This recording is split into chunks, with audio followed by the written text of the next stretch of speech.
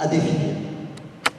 Bon, j'ai un peu cherché ce que ça voulait dire, j'avoue que j'ai eu du mal, mais j'ai essayé en analysant vos projections. Donc, si nous observons le tableau d'analyse des équilibres fondamentaux que vous avez présenté dans votre rapport de 2017 à 2020, c'est en page 12 du DOB. Donc, nous voyons bien une capacité d'autofinancement brute proche du million d'euros, mis à part l'année 2018 qui était particulière.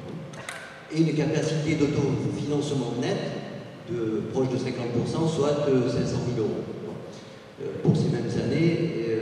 Et quand nous observons maintenant le tableau, page 20, selon vos chiffres, nous atteignons péniblement une capacité d'autofinancement brut aux environs de 600 000 euros sur 2021, c'est ce que vous projetez, donc 170 000 euros en net, capacité d'autofinancement net, et pour arriver sur 2025, donc sur le mandat, à peu près au million d'euros. Donc, par rapport à ce que vous projetez, financement conséquent à définir, j'ai plutôt l'impression qu'on table là sur un autofinancement d'abord en 2021 en nette baisse par rapport aux années précédentes. Donc je voulais avoir un peu un éclaircissement sur cet autofinancement conséquent à définir. Il y avait un deuxième point, donc vous y avez répondu dans votre allocution à l'instant. Vous avez mis un investissement de 2,2 millions d'euros en 2021. Et vous avez insisté sur le fait de l'investissement en 2021 et puis après de vision sur les années suivantes jusqu'à la fin de votre mandat. C'était d'ailleurs la question que je voulais vous supposer de faire effectivement, parce que là on a peu de visibilité sur le mandat, sur les investissements à venir et sur les investissements pluriannuels. C'est une bonne chose et vous avez répondu à ce point.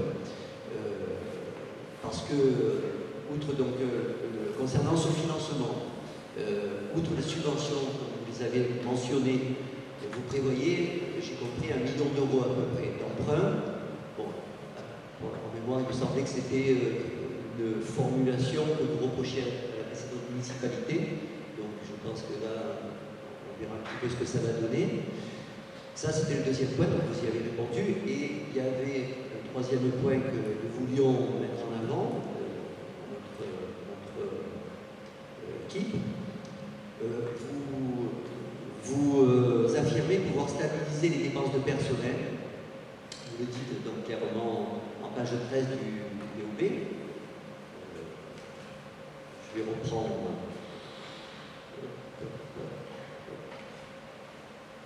Donc voilà, stabiliser, je vous cite, stabiliser les dépenses de personnel en ne remplaçant pas systématiquement tous les départs à la retraite, tout en structurant l'organigramme pour favoriser les montées en compétences et en qualification.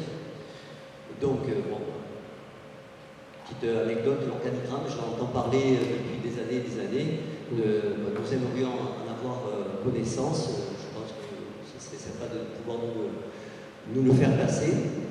En parlant comme vous le disiez, favoriser les montées en compétences et qualifications.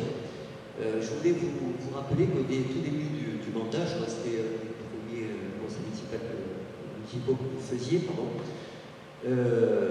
j'avais souligné l'utilité donc de réorganiser les profils pour monter en compétences et en qualification, plus spécialement sur les services techniques et gestion des états solaires. Je pense que vous vous en souvenez. Et vous m'aviez répondu, vous aviez fait un choix qui était de faire appel à des entreprises extérieures. Ça a été d'ailleurs le cas avec l'appel d'offres que vous avez voté, que nous avons voté il y a peu de temps, précédent conseil municipal. Ensuite, vous mettez donc aussi, en ne remplaçant pas systématiquement tous les départs à la retraite, tout simplement, nous savons que dans notre commune, donc la masse salariale représente un poste extrêmement important sur les charges de la commune, puisqu'elle est de l'ordre à peu près de plus de 54%. Donc, en page 12, on voit que le tableau que vous avez donc transmis, montre des frais de personnel en diminution de 0,31%. Ça paraît pas mal.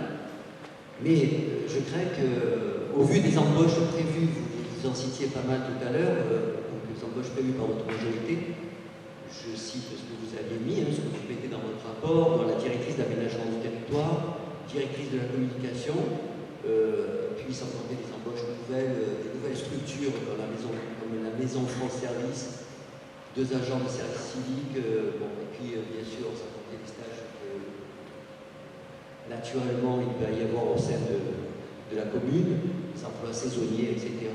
Et surtout le poids de ce que l'on appelle les PPCR, c'est les parcours professionnels, les carrières et rémunération, avec bien sûr les avancements d'échelons, de grades, etc. que nous connaissons tous. J'ai bien peur que l'objectif que vous êtes fixé, bien que cette masse salariale va fortement augmenter. Voilà, j'en ai bien peur sur les dépenses de personnel. Et je voudrais simplement faire, et je voudrais que vous donniez une petite projection sur le mandat. Vous avez parlé à l'instant des pénalités augmentées de plus de 80% pour notre commune. Et j'aurais voulu que vous disiez la politique que vous allez mettre en œuvre sur le mandat par rapport à ce déficit de logements sociaux que nous connaissons. Voilà, j'en ai fini et merci de m'avoir écouté. Écoutez, je vais essayer de vous répondre. Vous pourrez toujours me rappeler si j'ai laissé certaines de vos interrogations en suspens. Alors, premièrement, sur notre capacité d'autofinancement et donc le virement entre le fonctionnement et vers l'investissement, il sera conséquent. Nous en parlerons lors du budget primitif, mais si vous voulez, le tableau que vous trouvez à la page 20 est un exercice de style qui est obligatoire dans un débat d'orientation budgétaire et qui ne donne pas grand-chose. Vous verrez que notre capacité d'autofinancement n'aura rien à voir avec les chiffres du tableau de la page 20, je regrette. Vous avez parlé de l'investissement, donc nous travaillons effectivement à un plan pluriannuel d'investissement. Nous en parlerons, nous le présenterons. Il fera partie du débat d'orientation budgétaire en 2020, sachant que ce plan pluriannuel d'investissement, c'est quelque chose qui vivra, et évidemment, au 31 décembre de cette année, on ne sera pas capable d'évaluer à l'euro près ce qu'on va faire en 2026, mais les grandes lignes seront tracées de manière claire. Ensuite, vous avez parlé de notre politique de personnel. Alors, oui, nous avons, avant d'ouvrir les 2 postes dont je parlais au 1er janvier, plus je parle d'abord des postes que nous finançons intégralement, plus les 2 postes pour renforcer notre police municipale, nous avons fermé 6 postes. En 2020, donc les économies ont été faites préventivement. Pour les postes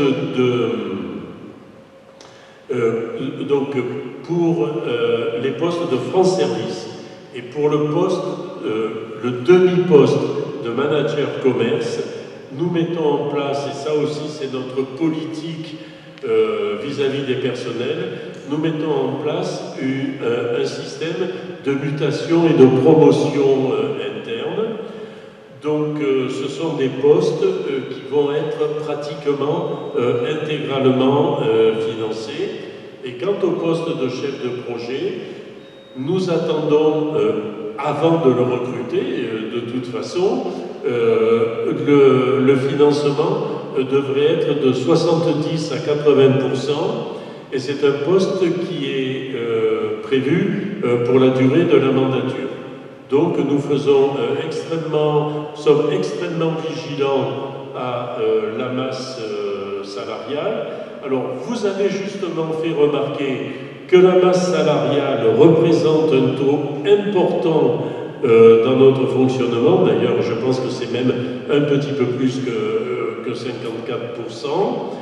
Nous sommes dans une situation structurelle compliquée à la commune du Bossé, c'est que nous avons peu de recettes. Les recettes proviennent essentiellement des impôts et des taxes. Donc, j'ai demandé également, je vous en donne l'information, une étude, un audit à la Chambre régionale des comptes, de manière à ce qu'elle nous donne des conseils pour de bonne gestion. Nous sommes la structure de la commune du Bossé et celle-là. Donc, peu de recettes, des recettes qui sont appelées à croître modestement, et par contre, des dépenses de fonctionnement qui, elles, suivent le coût de la vie. Ensuite, vous m'avez parlé des personnels. Le dernier point, vous pouvez me le rappeler? Sur les logements sociaux. Alors, sur les logements sociaux. Donc, dès notre arrivée, je vous rappelle que vous nous avez élus le 4 juillet. À la mi-août, nous avions le rendez-vous avec la préfecture pour le bilan du plan triennal. Donc le précédent plan triennal en termes de nombre de logements sociaux était catastrophique, et la préfecture nous a demandé durant le prochain plan triennal de construire 454 logements sociaux. C'est un chiffre qui est alors, où je dis difficilement atteignable ou non atteignable, mais nous avons, il y avait deux solutions, ou bien comme certains maires ont expliqué, ah cette loi SRU c'est terrible, il faut l'enlever, mais je rappelle que la loi SRU, elle a été votée sous le président Chirac, confortée sous le président Sarkozy, confronté par le président Hollande et maintenant par le président Macron. Donc il semble que cette loi ait peu de chance.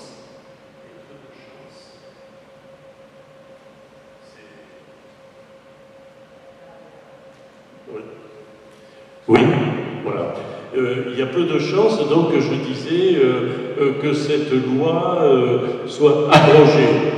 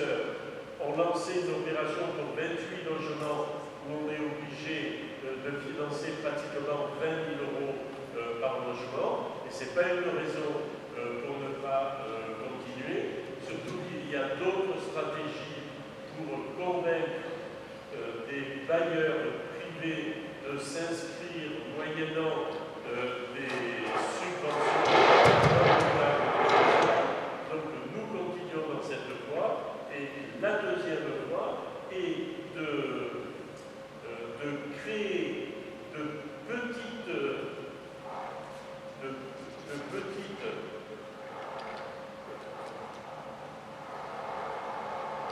oui. Non, oui. Et de créer de petites unités disséminées dans les zones proches du village. Alors pourquoi cette stratégie? Parce que si nous avions continué la stratégie de nos prédécesseurs qui consiste à faire des ensembles 50% logements sociaux, 50% logements traditionnels, accession à la propriété, vous prenez une calculette, pour arriver à 25%, il fallait construire 3600 logements et arriver à un bossé d'environ 20 000 habitants. Ce que nous ne voulons pas, parce que ça aurait en plus consommé 80 à 100 hectares de terres agricoles.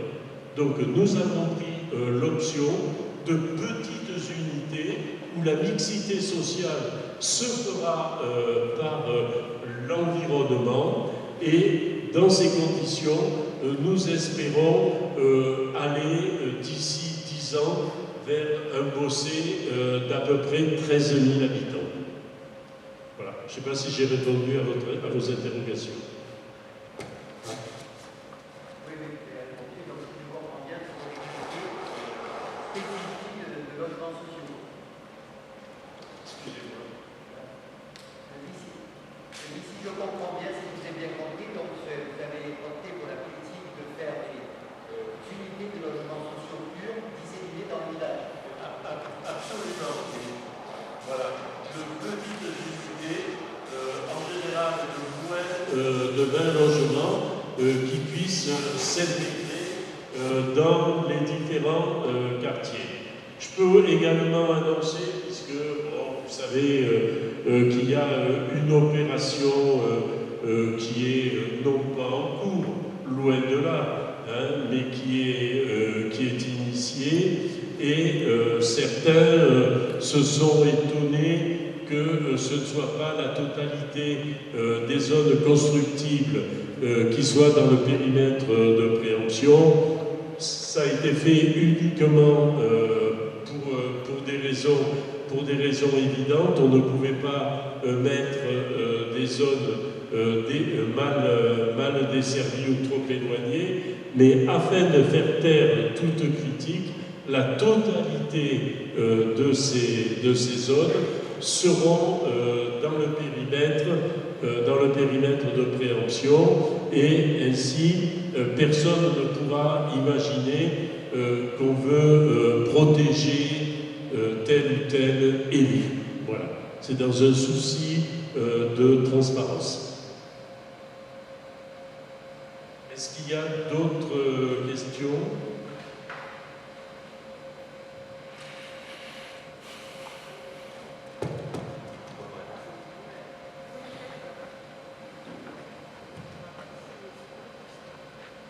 D'abord, j'avais une question en off. Est-ce que le conseil municipal de ce soir était public? Non, il était à huis clos pour des raisons sanitaires et il est diffusé en direct sur Facebook. D'accord, alors je m'étonne que M. Dupont, qui n'est ni journaliste ni agent de la commune, ait été présent. Alors, je l'ai autorisé parce que c'est un blogueur bien connu et qui donne de multiples informations sur la commune. Je vois que vous préférez sa présence à celle des possédants. Voilà, c'était juste en ordre. Donc, concernant le DOB, donc pour 2020,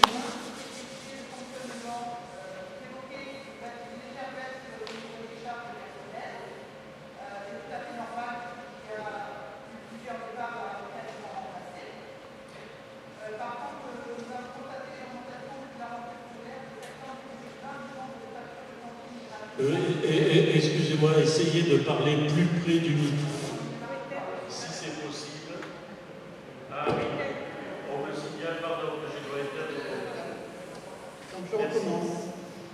Donc je vous évoquais une légère baisse au niveau des charges de personnel. C'est tout à fait normal puisqu'il y a eu plusieurs départs à la retraite non remplaçable.